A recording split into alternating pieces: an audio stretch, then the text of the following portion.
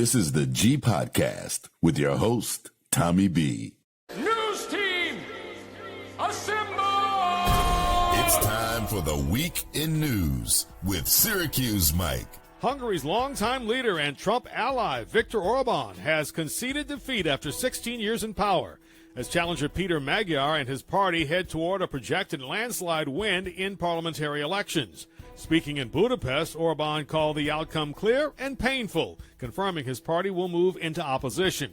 The European Commission president praised the result, saying Hungary is moving closer to Europe. President Trump is facing criticism from supporters, including conservative religious leaders, who were offended by a social media post depicting Trump as a Christ-like figure. The controversial social media post on the president's account has been taken down after backlash online. The White House has not commented on the removal of the post. This comes after Mr. Trump made a comment critical of Pope Leo. I don't like it. I'm not a big fan of Pope Leo. He's a very liberal person, and he's a man that doesn't believe in stopping crime. The Pope says he will continue to push for peace. Democratic Congressman Eric Swalwell and Republican Congressman Tony Gonzalez both announced plans to resign from Congress Monday.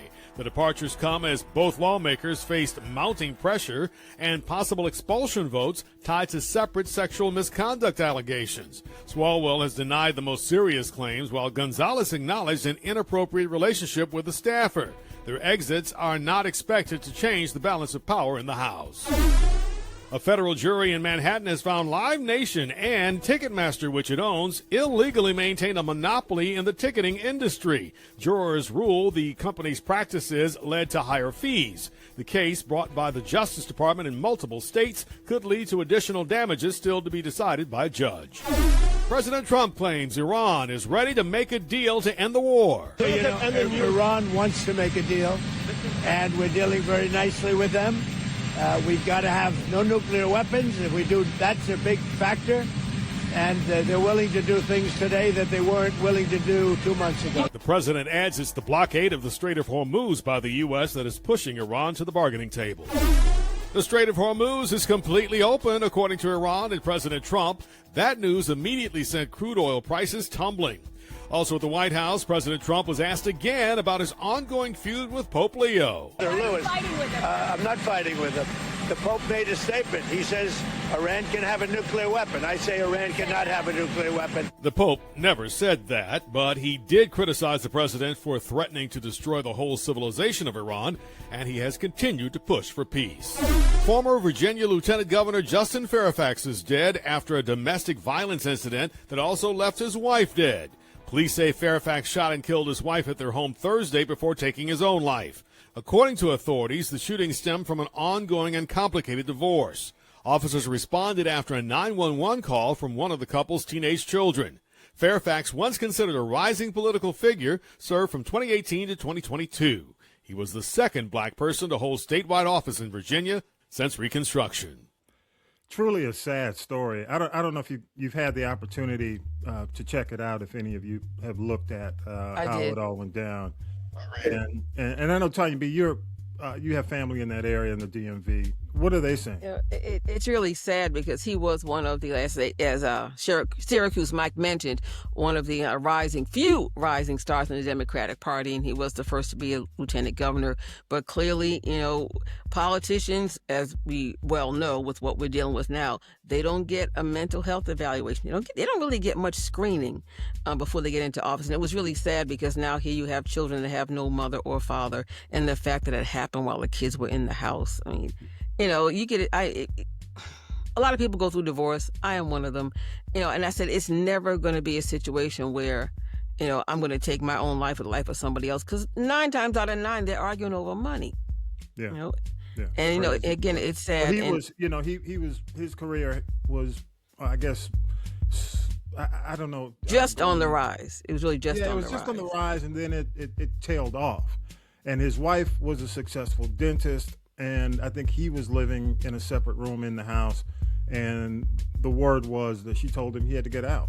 That and they were divorced. It was the divorce. I don't think it was final, but they were about to go through the proceedings. So, yeah. And if you think about it, at the end of the day, looking at the income in that particular area of the country, she may well have been making more money than he was.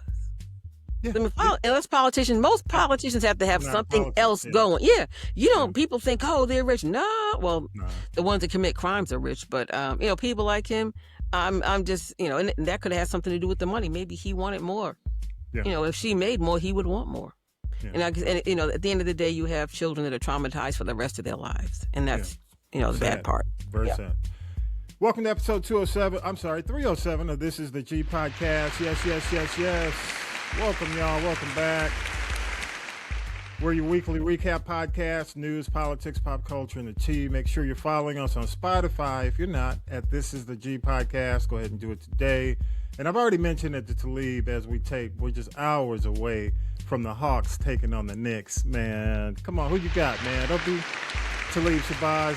Come on. Oh, this is the only time where I won't root just for the Hawks. You know what I mean? It's when they play my Knickerbockers. But I mean, this should be a good one. I'm proud of both teams for getting to where they got. I just wish they hadn't met each other in this first round. But let's see. It's good. It's gonna be a good game because the Hawks have been going crazy lately.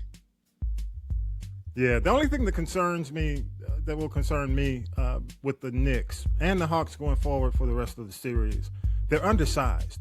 The Hawks need a big man, and it's been showing up. Even though they had it was a hell of a run, probably the best run I've seen of any Hawks team in history. But they lack a big man presence down in the paint. So hopefully they can get around that because what's his name, Anthony Towns. If you hit him hard enough a couple of times, is he going down? Is he going down? Anthony Towns. Anthony Towns just look like a big man. He don't play like a big man. Yeah, he doesn't play like a big man. He don't play like a big man. Mix it up with the thing. Tell me he the best 3-point shooter, big man. Dude, that comes. You're not supposed to play that. He's a mama's boy, but that's okay. They've been on him about that, but we'll see. Oh, wait a minute. What about my teams? The Celtics and the Sixers? Blah, blah. Lord, forget it. Okay, thank you. You better get it right. Yeah, Terrence, you better get it right. Okay. Talk about like the Celtics. We will see. We will see. Yes, and we will. I got to say what's up to the one and only country commentator. He is here. What's up, Vi? Yes. Woo-hoo. 06. Mary's Pop. Welcome back. Try to stay relevant. You all right? Okay. You don't care about staying relevant, Why don't you? Tanya P. What's that? No. Let me go to Tanya B. We got plenty. We're gonna have plenty of Vi on this show. Trust me. I don't know. He got the after he finished coughing last week. He got the fire lit under him. Armed. So yeah, boy. He came hard. Before I shout you out, Tanya B, I gotta say what's up to Lady J for making sure everything was right. Oh yes. Before executive producer Lady J, who made sure that everything was tight and just right for you to lay down the what do you call it, TB givings. So it's like you got Thanksgiving, it was TB givings. TB givings. Straight from the heart and soul of my new home. Yeah, fellas, y'all better get it right. It took about 6 polls. Hey, come on, she's a cute. It was. See, I'm saying, come on, fellas. Tanya B's a nice looking lady. She can cook her ass off. You know what I mean? And she's divorced. Hey, look, y'all sleep if you wanna. And Mike did. Let me say this. No, Mike, he didn't. Mike said you need to tell Tanya B to update her pictures, so she looking good. Oh man. Quit using that picture from church back in the Hey, I won the hat contest. Leave me alone. I won the best hat 2 years in a row. Yes. Thank you, Tanya B. It was really good. Y'all are too. No, I just all y'all for coming out to the man cave, man. It was just fun, y'all. It was my pleasure, and it was just fun. And my happiness comes from watching people enjoy my cooking. That's my happy place. Well, how many bowls did you have to leave? Because I know I had 2. I think you had 3, TB. And you were on number 4 when I left. No, I was the last person to leave. He's giving me the shush. Well, don't try to blow me to up leave. here. No, you can't. To leave, he had more than you did. So let's put him on Front Street, and maybe by virtue of the fact that you were the host. Let me tell you something. Hey, let me tell you something. That was lunch, sometimes dinner for like 2 days. I was slipping that lobster and crab, and yes, it was good. So that was you coming downstairs in the middle of the night. Okay. I put it aside. Hey, Tanya B. Yes. Yes. It didn't make it. It was gone before I left. Really? Yeah. Oh, see. Oh no. That's right. See, That's right. You were there after I left. That was the one bowl that I showed you, Vi. You didn't look in the little hidden compartment in the fridge. All right. Okay. There you go. And for those, let me jump into it. We got a lot on the table. Captain Howdy versus the Pope.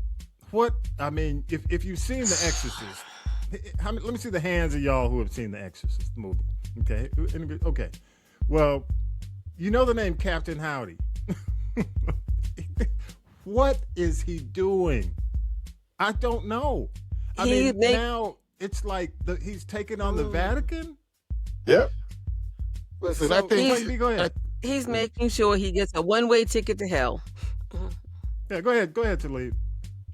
I'm gonna tell you, man. I think that really what's happening here is, they're really trying to set up this Middle East conflict as the World War III Armageddon in the end times type of deal. And I'm not sure if Trump is playing the Antichrist or if Netanyahu is playing the Antichrist. But come on, for you to be going up against the Vatican and the first Pope from the U.S., you know what I mean? It's like, Come on, and you say that you're a devout Catholic. Come on, it's not making any sense. Catholic, come on now. It's not making any sense. That man is not a Catholic. Thank you.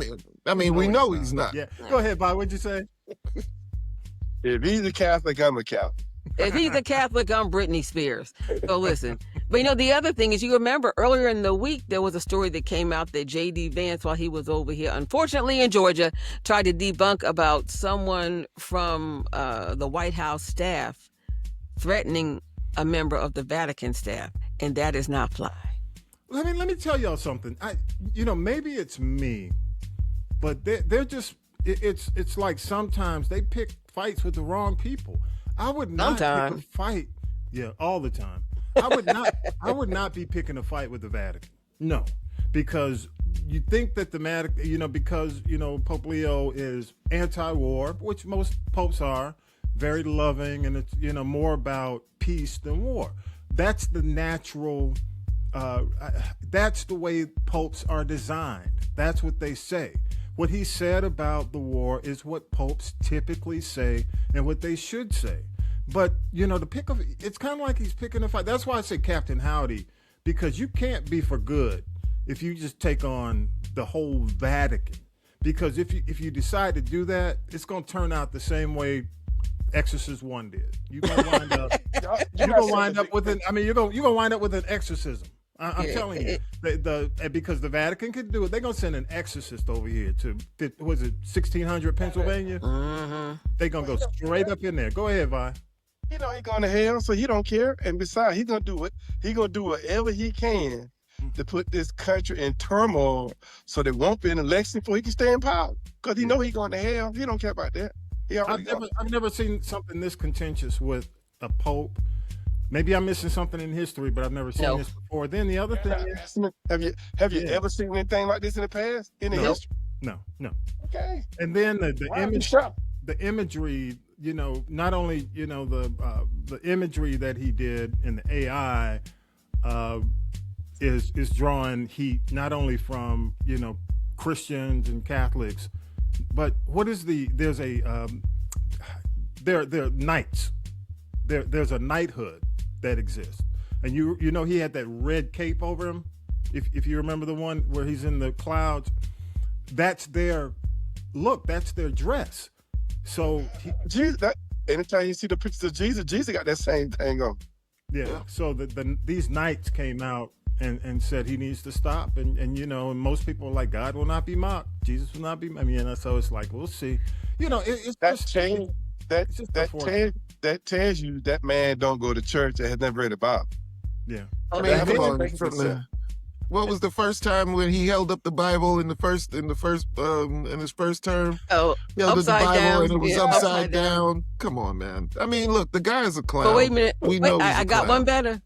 What? Remember He when? took the Remember? Bible, put the U.S. flag in and put his name in the Bible. Come on, he had. But wait a minute. He We don't forgot care. 2 other things. We forgot about when he said 2 Corinthians, yet he's a devout Catholic. Remember that? 2 Corinthians. And he just need to go. Hey, Eddie Long tried that stuff, and you see what happened to him. Yeah. Well, I'm going to say this: when he first announced he was running, back when he came down the elevator, I think it was 2015, 2016. I was doing GP3 podcast, and we used to joke, and we would play the Damien theme. The From The Omen. Because it's funny. This is what's hilarious. Back in the day, because I was doing a podcast back then with Rand and Tut, and they had a website that linked his imagery to Damien Thorne. If you recall, that's and that's fiction, but they had a whole website because Donald John Trump. It's the same numbers in his name as Damien Thorne. I forgot what Damien Thorne's middle name was. So they compared him to Damien Thorne, and now he's doing this. I mean, this was what? Yes. I mean, 11 years ago when we were doing the podcast, people were already saying that this is gonna be problematic, and here we are. I mean, so I'm gonna leave it at that. Hey, moving on. We talked about the gubernatorial race last week, and I was talking to Mike. Do you think it's fair for Kemp to do these checks that they're sending out? I guess some of you may have heard, if you're getting money, they're basically giving $500 checks. I forgot how much to couples and families. They're calling them rebates. In addition to that, the suspending of the gas tax. Do you think the timing with the primaries coming up and this being basically the governor's race, how do y'all feel about that? They're gonna give the strategy behind giving, if you're a Republican in office, giving away money to the state. What do you think about that? Thoughts? I haven't gotten mine, so what's it? The Sooner State? The Show Me State. Sorry. And as far as this gas tax thing, it's not Missouri. Enough. That's Missouri. Yeah, thank you. Yeah, Show Me the gas tax. I mean, if you've taken off 30 or 40 cents, that means on the low, gas is still regular is $4 a gallon. And to quote Weezer from the Little Rascals, "Tain't enough. Call later." Yeah. I just wanted to mention that because some people are saying look, send me my money. I'm not gonna vote for you. Money. That's not gonna skew my vote. I'm still not sure gonna vote not. for you. Till he be shaking your head too. Makes me no difference. man, I have not I don't benefited care. from either. To me, he don't want his money. He can sell it to me. I'll take it. Yo, sure, Zach. Yeah, that's it, Mike. I'm just saying, man. I take my check. Look, that is not going to sway. I can't really see $500 swaying anybody to say, "Oh yeah, a Republican is going to be the way to go." It's not. Oh. Not no $500. Wait, 5,000 wouldn't sway me, please. Yeah. Right. Yeah. I think 5,000. That's what you'll think. Hey.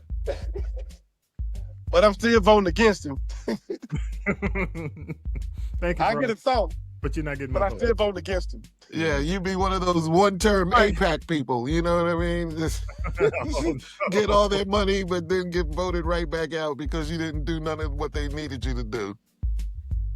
That's right. Mm-hmm. I'm not voting for him. We'll take that money though. Yeah, exactly. One more thing, y'all. Kennedy was on the hot seat before Congress this week, and among all the stupid things, well, I enjoyed it. He said, and him being on the hot seat. He said back in 2024, there was a podcast interview. He proposed sending black children on the ones that are on psychiatric meds, to wellness farms to be reparented. And when they asked him about that in Congress, he flatly denied it. So on the news, they're showing him denying it, like over and over and over again. Yeah. But guess what? Everybody's got the receipts. They have the interview with him saying that. He said every child, what did he say? I guess let me be a little bit more specific. He said every black kid is now just standard put on Adderall, SSRIs, benzos, which are known to induce violence, and those kids are going to have a chance to go somewhere and get reparented. He said it. So what do you think should happen considering he lied to Congress under oath? Oh, isn't that a prosecution? Something when you be prosecuted? Is that perjury? Perjury, yeah. He perjured himself. Well, that's not illegal anymore. What? Well, that's right. But look who gets away with it every day.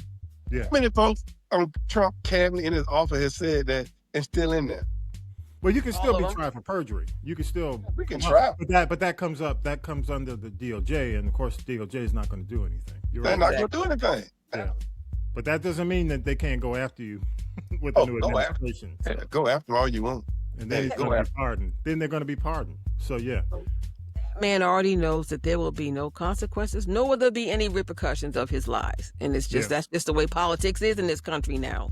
It is now. Thank you, Talib. Can we get take the pardon of power away from the president? Why we gave that to him anyway? Well, I know it'll be interesting. Who made that law? Yeah, who made that law? The Why we gave that? Constitution. Why? They didn't have as many. They didn't have as many crooks back then, allegedly. Oh, I have to get my allegedly signed. I don't make me understand why. So I'm saying, if I'm a friend of the president, I can pardon for anything. Well, you know, pardons are for pay. If you pay, like Lil Wayne got paid for pardon, Teddy Riley paid for his brother's pardon. They're MAGA supporters. They're Trump supporters. So Well, it's I like don't think. Let me say this. the Tanya. pardon is for That's sale. not the intent. The intent No, right? was not for these to be paid for. Yeah, and but- and you know people have been getting paid over the years, but it's been Rich. it's been magnified. Oh yeah, Under this oh, yeah. administration, it's been Oh, yeah. magnified that people. Yeah, are he paying. took it to a whole new level. Yeah, absolutely. Lower level. Even when it comes down to immigration is paid. Oh please, yeah. Yeah. I'm gonna leave it at that. But I do want to say this one thing: lawmakers, when it comes down to Kennedy, and advocates criticize the comments, arguing they do echo the painful separating of children and parents. I mean, you know, way back when, as you know, in slavery. According But to it goes much deeper than that for me. For Kennedy, he's just unqualified. He shouldn't be. I mean, even when it came down to the measles and some other things, he's just, you know, he shouldn't be there anyway. But what'd you say, Vi? I said, really? Can you name me anybody in his cabinet that is qualified? Well, let me ask y'all before we go to break, and we'll come to the tea. And I didn't pull her name, but I saw the photo. The new CDC leader of the CDC is a black woman who is really shocked. And I'm shocked that she worked for him before. And she looked qualified. Well, then she won't be here for long. She's then a vaccine advocate, so it's going to be interesting to see how she gets along with Kennedy, who's you know in charge of HHS. Well, you know what that means, don't you? That means Kennedy's going to get fired. It means that's what I'm thinking too, Vi. I agree. Or she won't be around for long. They ain't ready for her jelly. They're not ready for that jelly. Well, we'll see. And she a black woman? Trump, not a black woman. That's a surprise right there. Oh, yeah, Condoleezza Rice was busy shoe shopping. So. Absolutely. That's all I have to say. I was going back to that. Conde. Now, say that again. Conde worked for Bush.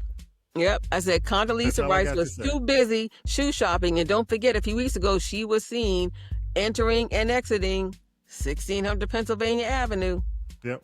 They've got her probably on as a consultant. She's doing something for them. All right, hey, let's take a break. We'll come right back and do the tea. Here we go.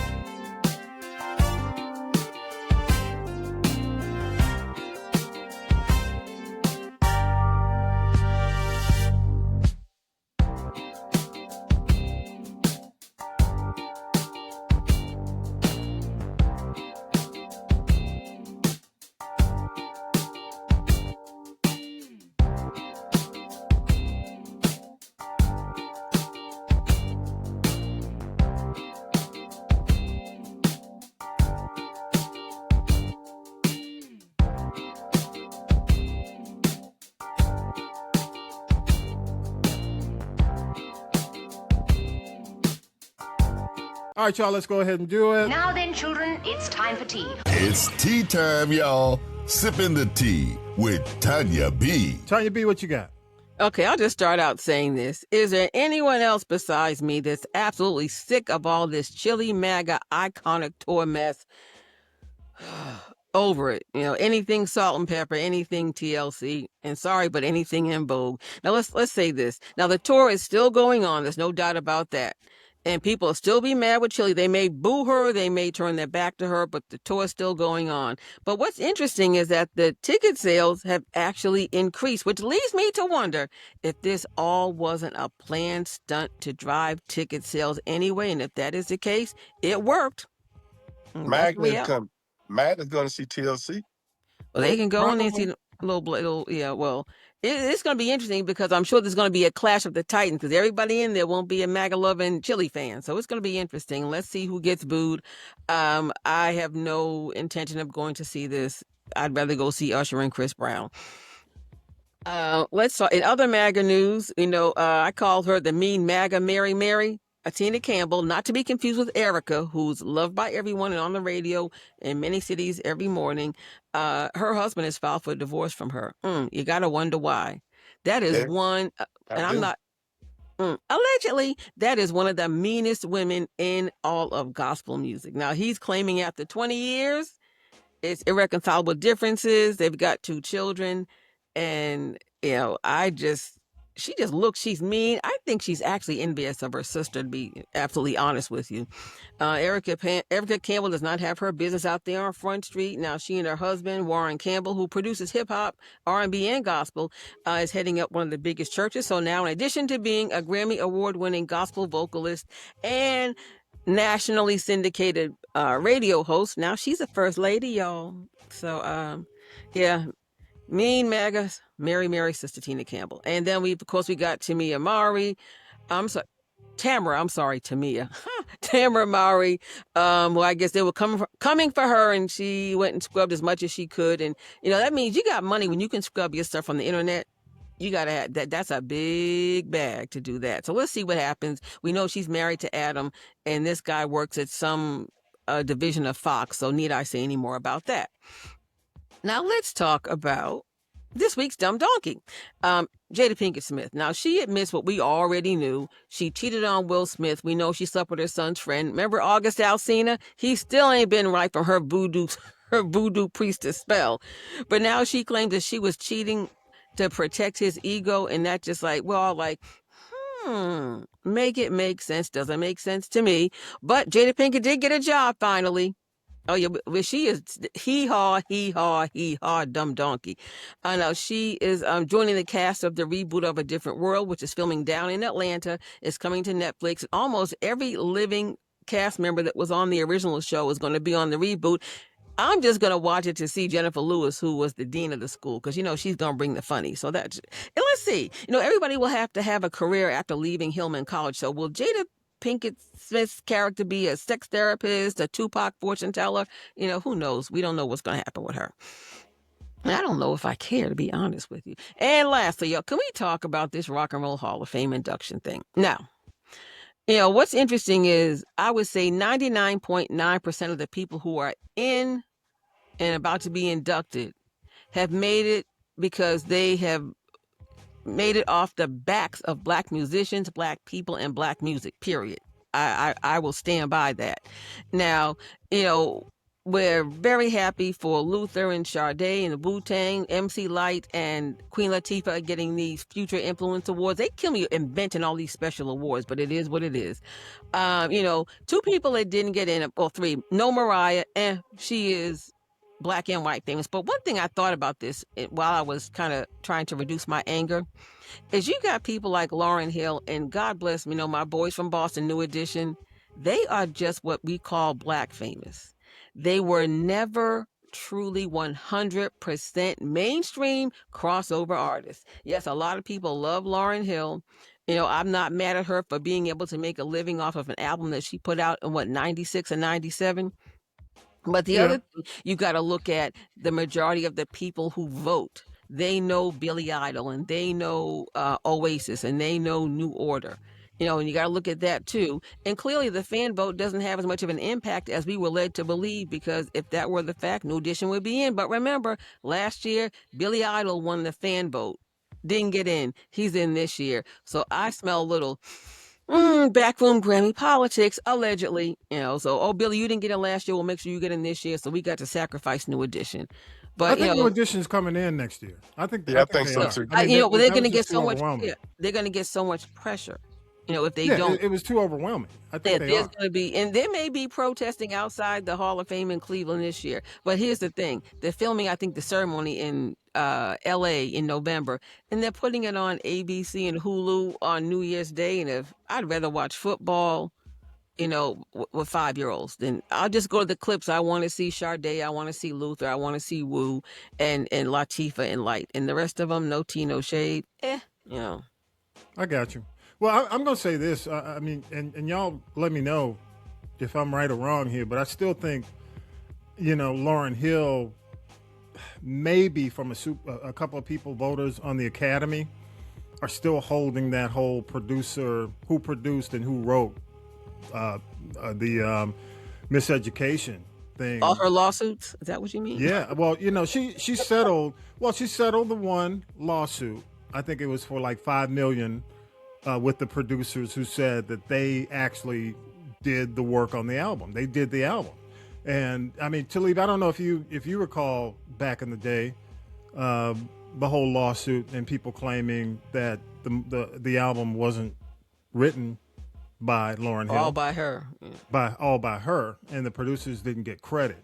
But I do think maybe that's something that may be held over her head as we go into the the Rock and Roll Hall of Fame, because she's but we also don't know who of those people that she owed money to look like this and not like this.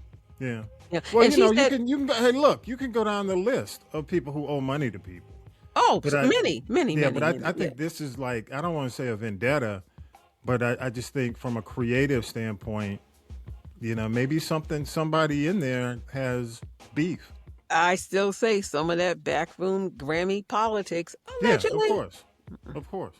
The other thing I do want to mention, I got to say congrats to Will Packard and Yumi and Tuscany. They did well. They were top 5. They look to possibly remain in the top 5 this week. I think so. The numbers, they met the numbers that were expected. Overall, they'll make their money back, and I say most black movies do. People saw the movie and actually truly did say the chemistry between Reggae Jean and Halle were good. So I'm excited about that, maybe for some future opportunities and future movies for pairing them up and going forward. But that's good news to hear that these two stars now and the movie that wasn't trauma driven did well. How about that? Yeah. Well, the fact that go ahead. They don't give, black movies never get the budgets that other movies get. But if he can make back $8 million out of the $18 million, then you haven't even gotten to streaming and things along that line and other international things. So I think that with the international revenue and the streaming revenue and people going to support the movie, even if he makes $18 million, that'll still open a door for him to do something else. And I hope that'll help when Ryan Coogler goes to do Black Panther 3. Yeah. Oh, Black Panther's going to do it. That's built-in money. Hey, but y'all, you buy tickets, right? You buy concert tickets. Are you looking? The fees on the tickets. Talk to me about that. When you look at the ticket price on a lot of these concerts you go to, what does it tell you? By getting a refund? Well, they're only saying the return. I have my thing when I buy concert ticket. I have a budget amount that I'm not going over. So Tommy B. Okay. I hear him, because it can get very pricey. You can end up paying $600 for one ticket. I love Jay-Z, but I don't buy concert tickets if I don't know. I'm not doing that. I have I plan on going to the Usher and Chris Brown concert. Yeah. I said my budget was $300 per ticket, maybe $400, but I'm not willing to go higher than that. But some people tell me if I want to see that concert, I'm gonna have to go higher than that. Yeah, so true. Well, are you an American Express card owner to do the pre-sale? Well, we have a friend, we're going with them together, and they're buying the tickets. I got to pay them back. Mm-hmm. And unfortunately, what they said was, we ain't got no budget. I said, oh, but I do. You should. Let me tell you, and I'm glad you're saying that, man, because you shouldn't just pay out the wazoo for these artists. And I say that. Paying no $1,000 for one ticket. Oh, No, that's a mortgage. Yeah, especially when, a lot of these, I'm not saying these guys, because I do think that they're at the top of their game. They're definitely top of their game. Usher's still performing well. Chris is still performing well. But to pay that much money for artists who don't really give a great show, no, I'm not going to pay that. Well, they give a great show, but it's like, do they really? It's a money grab for Live Nation, because if you look at penny for penny, I don't think either one of them has missed a meal in the last 15 years. Live Nation just lost in court, saying they was monopolizing their. So they got to pay people. They did. Pay the people. Yeah, so I don't think you're not going to see relief, because the market is what the market is. Yeah. But I think you're going to see relief in terms of add-on, because a lot of the fees were unjustifiable. So I think in terms of seeing these unjustifiable fees, you don't even see the fees though. Right, that's my point. But but they know that the when fees, you go to checkout, they break it out. You may not see it on the ticket, but they built behind it the in. scenes they built it in. Yes. So when the Justice Department's going to force them to take a look at the fees, and the fees that don't make sense, pull them out. Yeah, that's it. Because you see that one fee, you see the one cost you pay for a ticket, and the other thing, I think they're going to break up the company. Which I think they should. They should. I think they're going to break up the company, and they're also going to open it up to other ticket brokers. I mean, not not the brokers, but break it up for other people. Competition, make the price move. That's what they need, yeah. And allow venues to do their own ticketing, and allow companies to partner with other venues, because right now, most of the venues are held captive, because what they say is basically Live Nation and Ticketmaster will say, well, you're not going to get this tour. They own them, yeah. The only way you can get the tour is to use us as your ticket. Because why am I paying $1,400 for a floor ticket? Nah, that's ridiculous. The only person I'm waiting on is Sade. Sade. I might get outrageous for her if she says, hey, look, here's the deal. You're not going to get outrageous for Sade. See, Sade's like, I don't. Wait a minute, bro. Wait, I don't need the money. See, she don't need the money. Tour. It's not that. I don't think Sade's going to be in demand like Usher and Chris Brown. Well, it's different. It's a different demographic. I think it's a different demographic. Correct. It's a different demographic. But wait, but I still think the demand is going to be there, Vi, because if she says it's the my farewell tour, people are coming out. You got to understand, she's not visible at all. Plus, this is going to be a worldwide tour. You may think that Usher and Chris Brown are hot, but when Sade hits, everybody's going to want to go. But now, you know what else? I disagree. Go ahead. I wonder, because Sade's like, I don't care, and she may not even show up at the Rock Hall of Fame. But if she were going to launch a tour, even if she came over here and did 5 cities, there's no doubt it would sell out. But a lot of people use events like this as a platform to launch. This could be her last go around, but clearly she's like, I don't need the money. Clearly she does not need the money. I think she's going to sell out, but I just can't see paying that kind of money. But I can't see paying that kind of money for anybody. What I'm saying is not necessarily the popularity of Sade, as when you look at charts and you look at like Usher and Chris Brown, they're popular, right? But when it comes down to you're talking about an artist who's been around since 84. 83. The other thing is, again, she's worldwide. She can go anywhere in the country and be known. And Usher's well known. Chris Brown's well known. But Sade, worldwide, bro.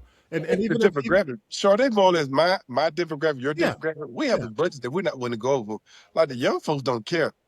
They won't pay rent to go to a concert. And borrow money from their parents. I'm not saying that Sade's going to come in and try to hit you on the head. I'm not saying that. I'm not saying that. No doubt. I think no doubt she's gonna sell out, because people like me and you, we love Sade. But if she says, what else? This is going to be my farewell tour and my farewell album, and she comes out because she hadn't done a concert in how long has it been? Tanya B? 2001, at least Okay. 25 years. Yeah. So what? So 25 years ago. So she comes out because she only does an album. Traditionally, Sade was doing an album, what, every 6 years? Five to 10, every 5 Yeah. to 10. So yeah, I mean, so ultimately, when it comes down to it, she's not the day-to-day artist. So if she comes out and says, this is going to be my last tour, man, these people are going to be all over that. And you know what else, TB?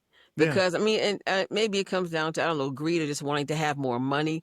I don't, like I said, I don't see that Usher nor Chris Brown, especially Usher, has not missed a meal. But see, Sade is so like, I don't need this. She might. Yeah.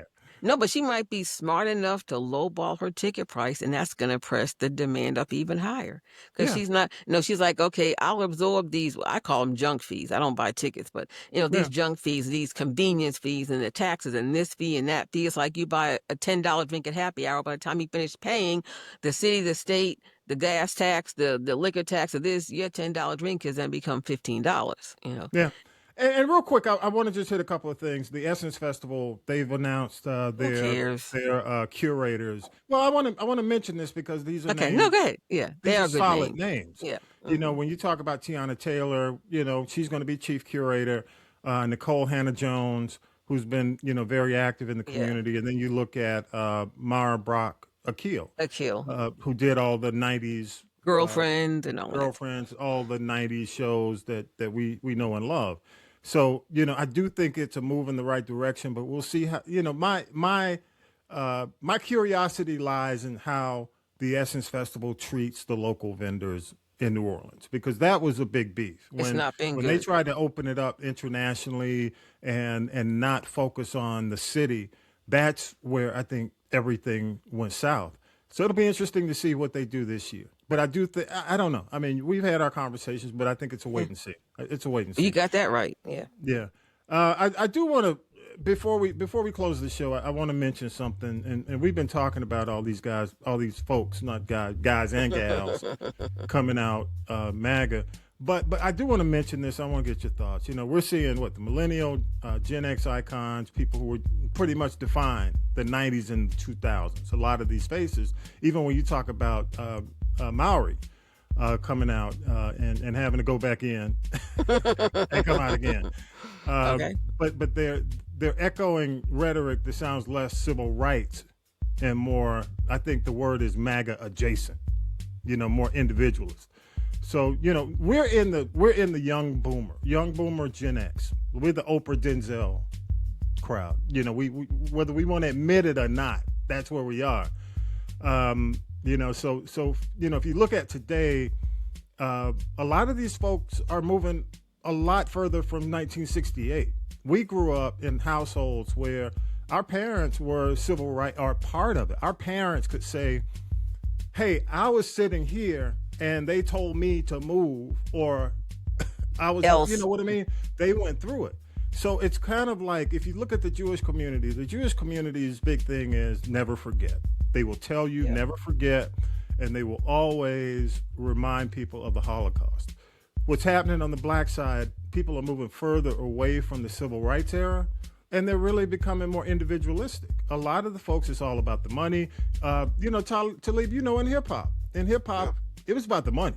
Yeah. You know, when you look at, you know, a lot of these stars collectively, some of them are worth, what, $500 million?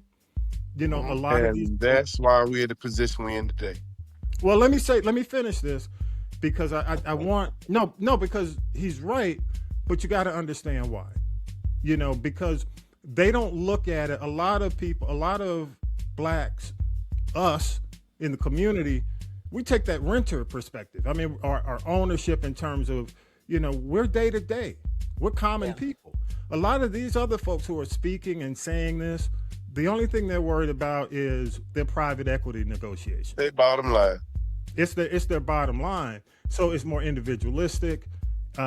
Honestly, the anti-woke black voice, which again, that was our thing. It got co-opted, it got snatched away. You know, we were always about stay woke, bro. That was way before woke became a thing. You understand what I'm saying? I mean, does anybody disagree with me? Because when I first heard a white guy say woke, I'm like, what are you talking about? Oh, I know, like what you know about this? You know, stay woke. And I knew it was going to go bad because the white guy saying stay woke. That was a cool thing to say. That was just a cool thing to say. It was like jive turkey. You know what I mean? When you take you co-opt and not understand, and you don't understand the true meaning or the value behind things, this is what happens. This is what happens. So, I was looking. I just went down the list of names, and I said a bunch of these artists have moved so far away from the commoner, the common black, that their focus truly is not on the collective. They're focused on themselves. I'm making money. I got a bag. Don't mess with my bag. When you look at Lil Wayne, what he said problematically in the past, there are a bunch. You go down the list. Am I right, Talib? Totally. You go down the list of artists who said. I mean, when you look at the consciousness rappers, Talib, what's his name, Kweli, and I was on a thread this week, and a guy was saying the worst thing we could have done, not we, because I wasn't part of it, but he was talking to his generation. He said the worst thing we did was elevate these rappers who don't have skills to a level where they can look down on us. And now they're looking down and he was specifically talking about, he's a homeboy, but he was specifically talking about Lil Yachty and some of the things that Lil Yachty disrespected Tupac and Biggie. When you may not know about this or the comment, but I think he was like, I never listened to him. I don't know anything about him. They're overrated. That speaks to part of their problem. These children are ignorant. And when you're ignorant, you can be educated. When you're stupid, you just stay stuck on stupid. They have become desensitized to what the movement even represents. Most of them don't even know what happened in the 60s. But see, I say that, Tanya B, to say we really shouldn't be surprised. No, we're not. I'd be surprised because some of this problematic stuff they've said along the line. I'd be surprised at some of the parents who really are much older than these children that are out here. Right. That's number one. Right there. Yeah. So, they don't know the struggle. They won't know the struggle until their bag is empty. Till their bag is empty. Till they have something to say. They just don't know, and that's part of it. And the fact that they, because reading is fundamental, and half of them really can't read above a fourth grade, level. Let's call a thing. All they do is like the lowest percentage of the population is they just believe the hype that is fed to them. Well, the word is assimilation. When you've assimilated so much into mainstream culture, you really aren't going to fight for the culture you came from. Go ahead, Talib. They're not going to fight because it's comfortable for them right now. How about that? Yeah, go ahead. That's a big thing, Tom. But the thing is look at it like this. Trump had a solid name brand value, in the 90s and 2000s. So, there is a reason why these people are identifying with him like they are. This is not just some Joe Schmo who's, not been a part of, who just came up yesterday. You know what I mean? Trump has been, the name Trump has been associated at least since the 80s, with politics, with worldview, with, somebody who is on the scene and is doing things. So, there's a reason why it's Trump and not anybody else could be doing this. You know what I mean? Can I say this, Talib? Yeah. Can I say this real quick? Talib, Trump is a chameleon, okay? He was giving to the Democratic Party back then. He was hanging out with Hillary and Bill back then, okay? He saw an opportunity, and people came to him and said, he's just like putting his name on a building. People came to him and said, I know you're big, I know you got reach, you got this huge, well, not huge, but the ratings were pretty decent on The Apprentice. Will you represent our side? And they promised him, whatever they promised him, to come on and build it. And because of who he is and how he works and his ego, he did it. But I will say this, and I don't mean, because you've known he's had it in him. when he wrote that big full-page article about the Central Park Five, or the fact that his dad was kicking or not, and he wasn't renting to black folks. Right. Knew it was in him, but I think they offered him the opportunity, the same way they put his name on a building, to run this, to campaign and run this project, which is, I call it not only Project 2025, but Project 2015 and on. Yeah. So go ahead. Yeah, the thing too, and again, I had not looked at it like that previously to you saying that, Tommy, but that makes sense, because there are a lot of people that are like, Trump is not racist, and and all these things, and it could be that he really isn't. He's just the face of it. Regardless of that, I'm not saying he is. I'm not saying he really isn't, Talib. But what I'm saying is he's a chameleon. Yes, he's and I'm saying I agree. What's going to benefit me?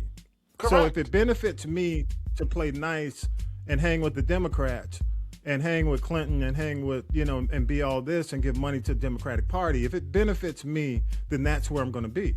And I'm gonna be blunt. And, and say this. I think the Democratic Party probably has to start thinking the same way when it comes down to who they're going to run for president. Because if they run and I'm going to use one of your words, Tanya B., cornball, or somebody who can't represent, who can't stand in front of a crowd and electrify a crowd, that's what people expect now. Trump has kind of changed the game to that extent, because you don't stand up now and be a boring politician anymore. You got to be on your A game. And if they run, I saw the list this week, and I'm looking at Kamala Harris. I'm like, y'all talking about running Kamala and Buttigieg as a package? Really?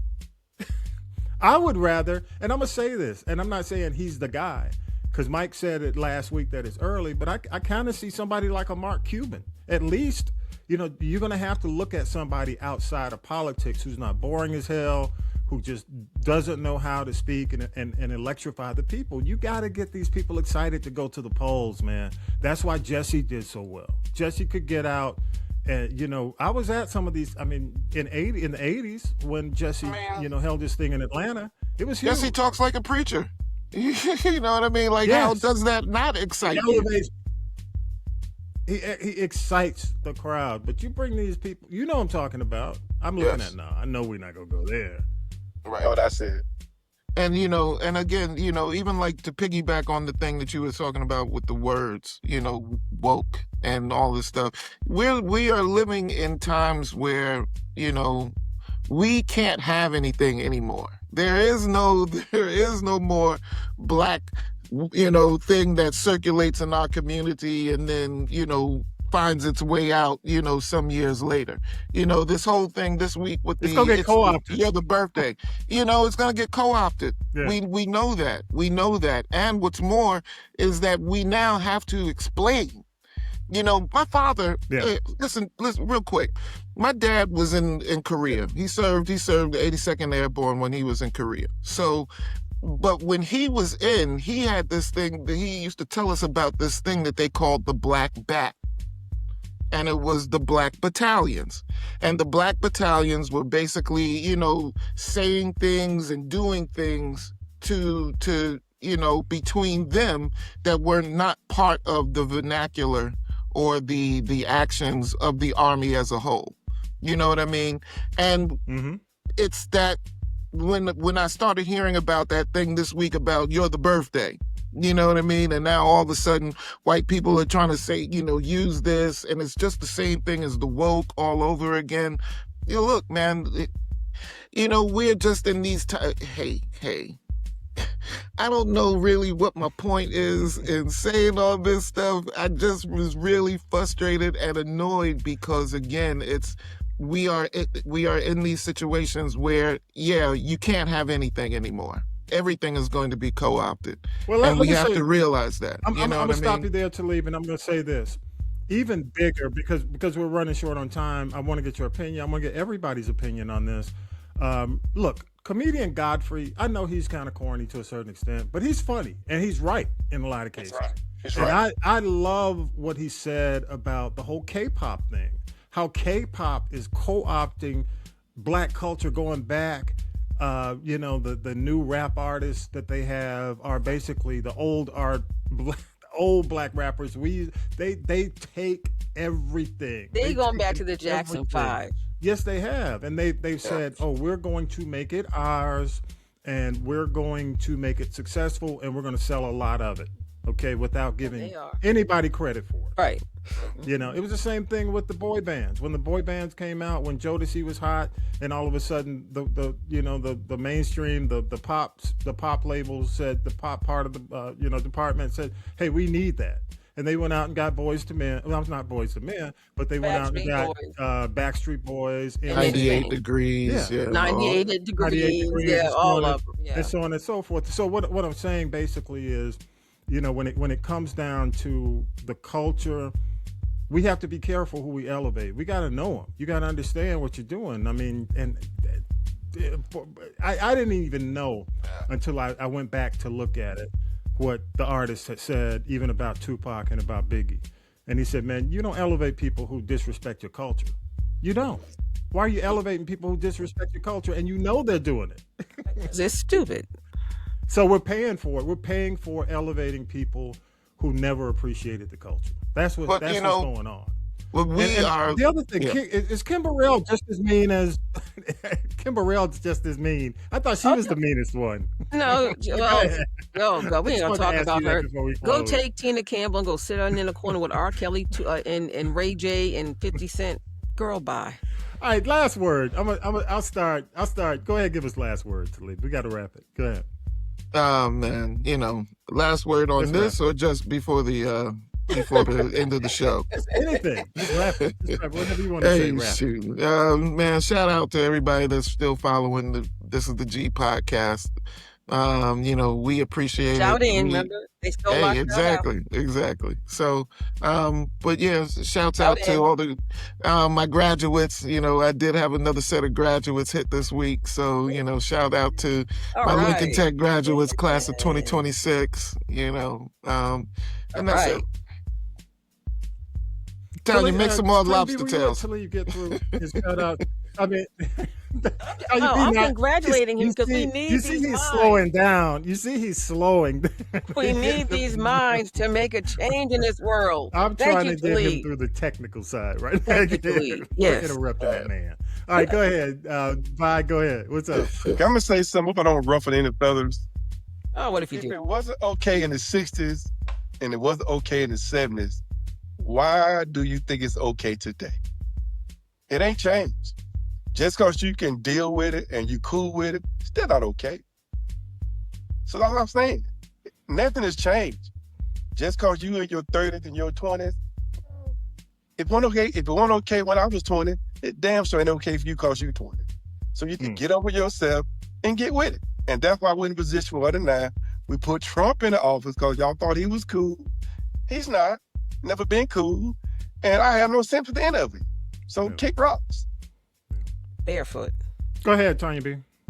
Ooh, I talk about this, we talk about ignorance and all this stuff, and I just say don't believe the hype. Clearly, these kids are drinking some old Jim Jones leftover Kool-Aid. And when I say that, what I mean is, you hear these celebrities are out here and they're flossing and flaunting, and I got this and I got that, when in reality, most of them are just one check away from having to file bankruptcy.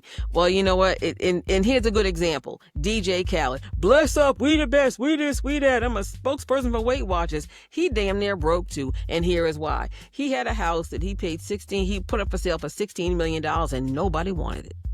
So it came down to $10 million and it was about to go to foreclosure auction. So, again, they think the good times and the bag's never going to end. But I'm here to tell you, children, one day your bag's going to be empty. And then you're going to be wanting to blame somebody. Or they're going to want to blame D. White Man. Well, guess what? You put D. White Man in office. So, and to quote Vi, you can go kick rocks barefoot. I have no empathy for you, whatsoever. Just talk about the biggest loser. They're about to be a bunch of them. Mark my words. All right, we're going to wrap it there. Appreciate it, Tanya B. I got to say just one line, y'all. I'm going to say this. And we got to wrap the show after this. We'll talk about it in full next week. But I don't agree with Omar in terms of following or pairing up with MAGA. MAGA needs to take care of its trash. That's it. We don't need to get involved and help MAGA in any way. What's her name? Omar Ilhan from Minnesota. Ilhan. Oh, she need to go somewhere and sit down. Well, let me say this because we got to wrap. Bottom line is, ultimately, when it comes down to it, let MAGA take care of their own problems. They need to, if they don't, they're right now, if they're waking up, allow them to wake up and do what they're supposed to do. We shouldn't get involved. We need to go ahead and focus on whatever's going on the opposition side, period. I mean, I hate it. Well, I'm not surprised you said it, but, it was just something that I felt was stupid to say. Why should we be helping MAGA? Because they've been wrong. They've realized they've been wrong all along. I'll say that. Join us for Velvet Frequency 24/7. Y'all download the app 365 Live 365. Go to castropolis.net. Remember, Sundays at 4, check out the Bird Wire. And at 6 p.m., listen to the replay of all our new podcasts at 6 p.m. And there you are. And that's it, y'all. I appreciate y'all hanging with me this week. Talib, thank you, man. Tanya B, Vi.